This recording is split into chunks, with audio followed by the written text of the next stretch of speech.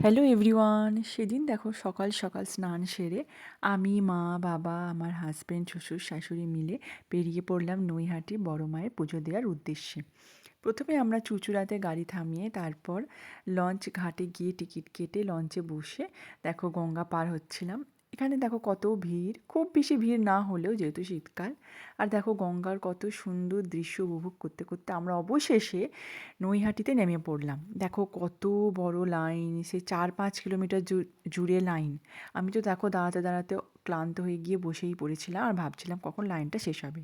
অবশেষে 3 ঘন্টা লাইন দেওয়ার পর আমরা বড় মায়ের মন্দিরে এসে উপস্থিত হলাম, পুজো দেওয়ার সময় পেলাম, সুযোগ পেলাম। আর ধর্ম হোক যার যার, বড় মা সবার, তোমরা তো সবাই জানো। এই যে অবশেষে বড় মায়ের দেখা পেলাম, তারপরে পুজো টুজো দিয়ে আমরা গঙ্গার দৃশ্য আবার উপভোগ করতে করতে বাড়ি ফিরে পড়লাম। আজকের ব্লগটা এত পর্যন্তই। ভালো লাগলে চ্যানেলটা সাবস্ক্রাইব